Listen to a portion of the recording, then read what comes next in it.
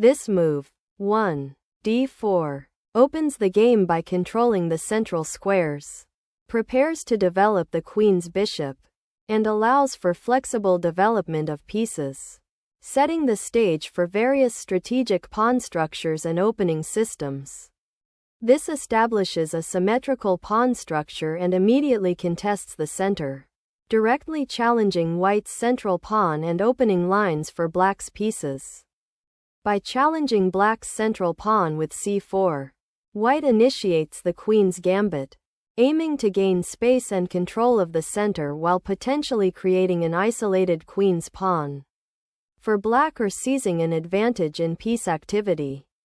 This move by black establishes a solid pawn structure, opting for the queen's gambit declined and preparing to develop their pieces harmoniously while contesting the center. This move develops a piece to a central square, reinforcing white's pawn center and preparing for further development and potential pawn pushes. This move solidly reinforces the central pawn and prepares to develop the bishop to its most active square, aiming for a robust queen's gambit declined setup. This move forcefully challenges black's solid queen's gambit declined setup, aiming to create central tension and potentially gain space by winning the d5 pawn. This capture resolves the central tension and allows black to develop a piece, though it also frees white's central pawns and potentially opens lines for their pieces. This move recaptures the pawn on e4, maintaining a central pawn presence and developing the knight to an active square, preparing for further development and control of the center. This move initiates a sharp, tactical battle in the queen's gambit declined, forcing an immediate pawn exchange and opening lines for piece activity. This move opens the e-file and clarifies the pawn structure, aiming to exploit black's temporary pawn weakness on e5 and potentially gain a lead in development.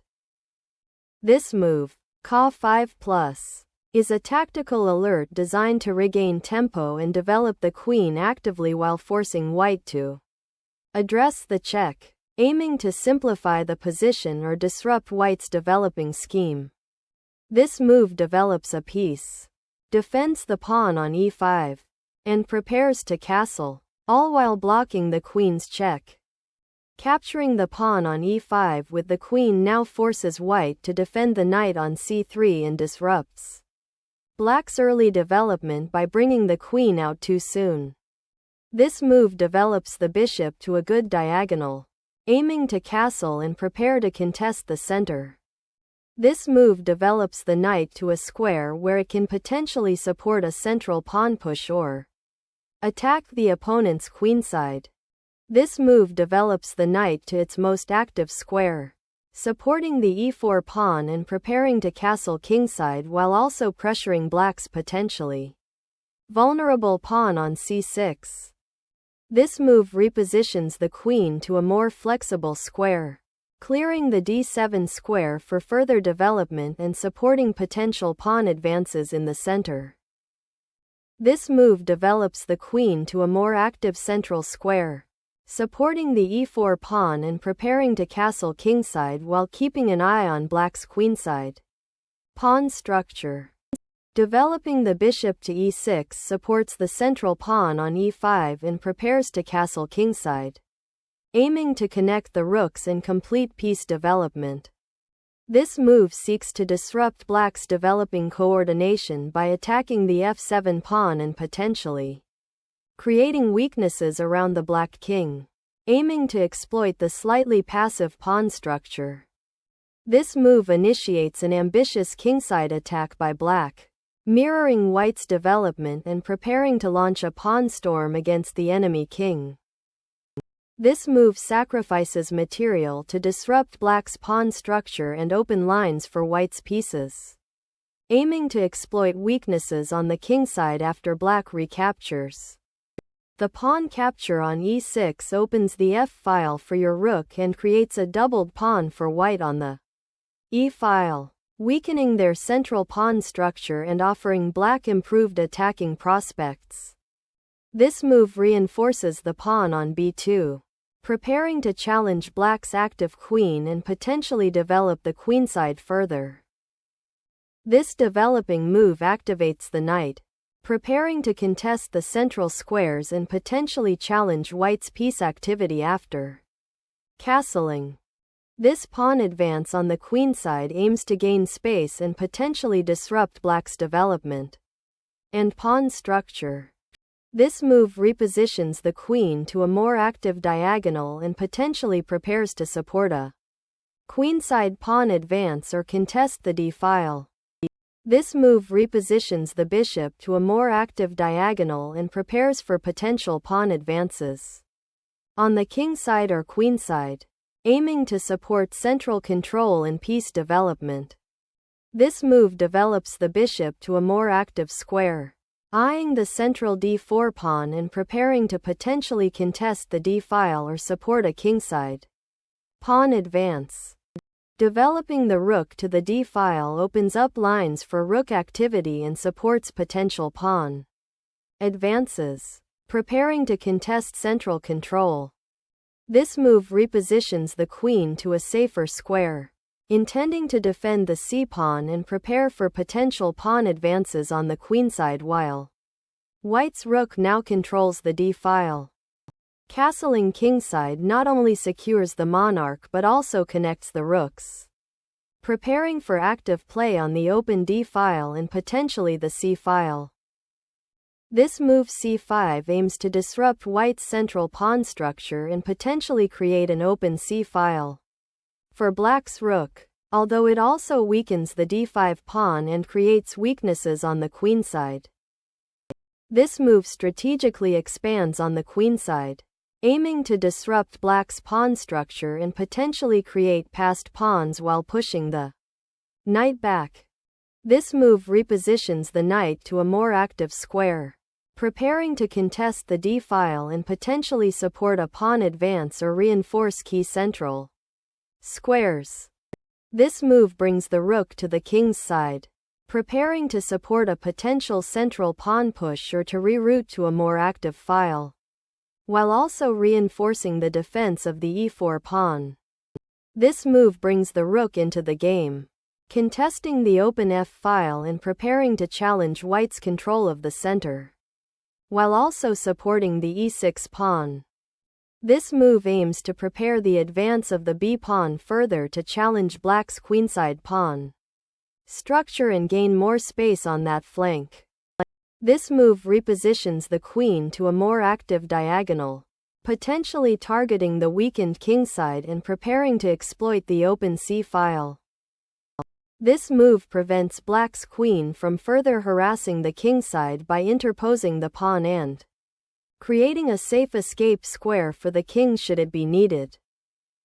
This move is a reaction to white's aggressive pawn push on the queenside, aiming to create space and potential threats. By pushing h6, black discourages white's knight from occupying the favorable g5 square and also prepares to potentially develop their own pieces more actively. This pawn push aims to disrupt black's queenside structure and potentially create a passed pawn by forcing a concession or opening lines for your own pieces. This move establishes a pawn chain on the queenside, preparing to challenge white's advancing pawns and potentially create queenside counterplay. This move aims to reposition the bishop to a more active diagonal, supporting potential pawn breaks and increasing pressure on black's kingside. This move repositions the rook from the vulnerable central file to a more active defensive role on the d-file, protecting the d6 bishop and preparing to support a potential pawn push on the queenside. This move opens the a-file, creating immediate pressure on black's queenside pawn structure and potentially allowing white's rooks to penetrate, while also forcing black to clarify the fate of the b6 pawn. This pawn break on the queenside aims to open lines for black's rook on the a-file and potentially create counterplay against white's somewhat exposed king. This move activates the rook to attack along the open a-file, aiming to disrupt black's queenside structure and create attacking chances against the c6 and b6 pawns. This pawn advance aggressively challenges white's queenside initiative and aims to create attacking possibilities on the kingside by opening lines and increasing pressure against white's king. This move aggressively challenges black's central pawn structure and opens up lines for white's pieces, aiming to exploit the king's exposed position. This move trades queens, simplifying the position and forcing black to contend with a less dynamic middle game where white's piece activity, particularly on the queenside, may prove decisive. The recapture on e2 simplifies the position, forcing exchanges and opening the e-file for white's rook to potentially exploit later. This move exchanges white's last active bishop, simplifying the position and allowing black to develop their queenside pawn structure with potential for future counterplay along the a-file. This move recaptures a pawn and centralizes the bishop, aiming to exploit black's exposed king and potential pawn weaknesses on the kingside after black's recent pawn pushes. This move begins the knight's repositioning to a more active central square, aiming to support potential pawn breaks and challenge white's control of the e-file and central squares. The move b4 aims to reposition the bishop to a more active square, potentially supporting central pawn breaks or preparing to trade off black's active knight on f8 if it ventures further.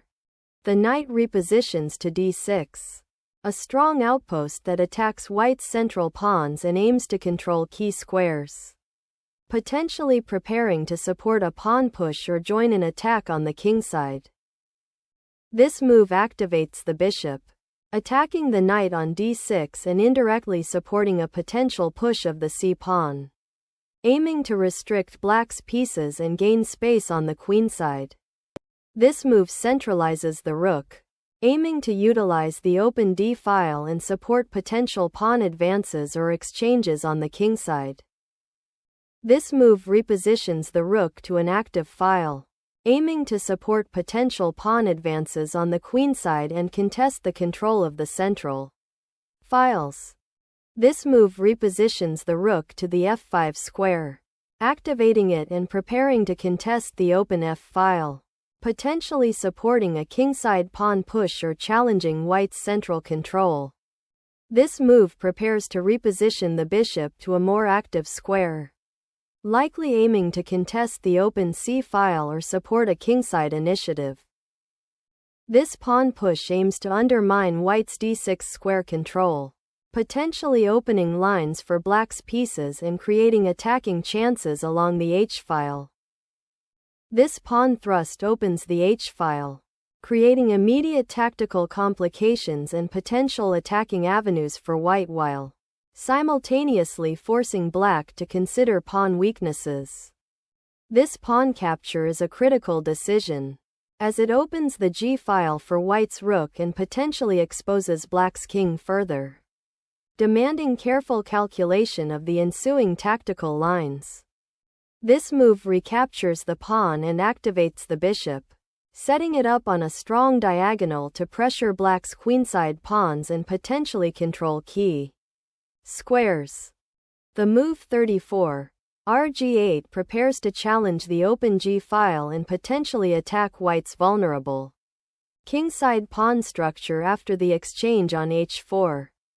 This move repositions the rook to the kingside, preparing to support a potential pawn advance or to contest the open kingside files that have emerged after the pawn exchange.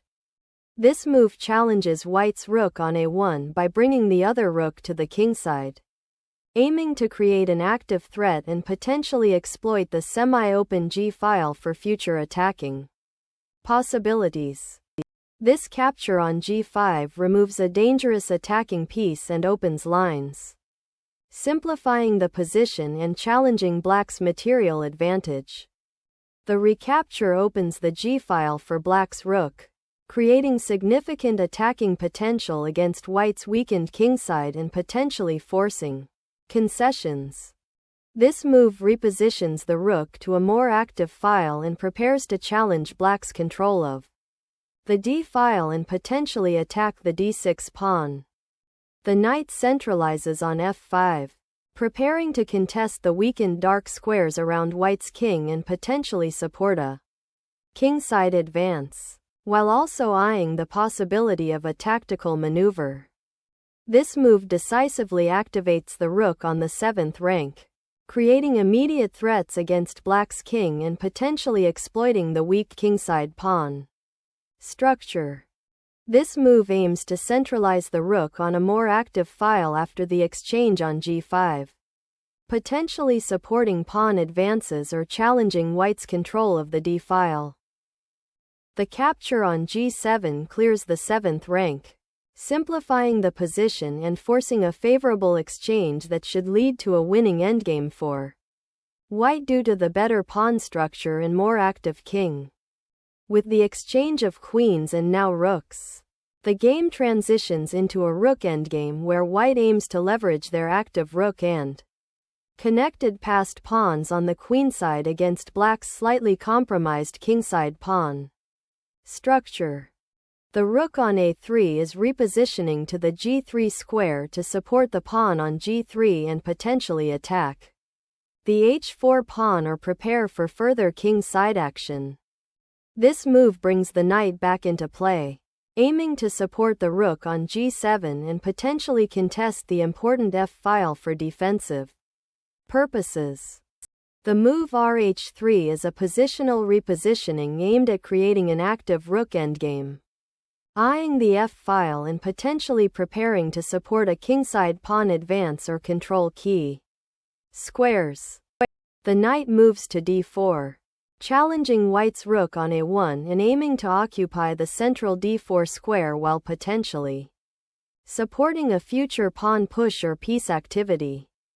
With the opponent's knight on d4 exposed and poorly defended, this move aggressively exploits the material imbalance by capturing the knight, aiming to simplify into a winning endgame with an extra piece.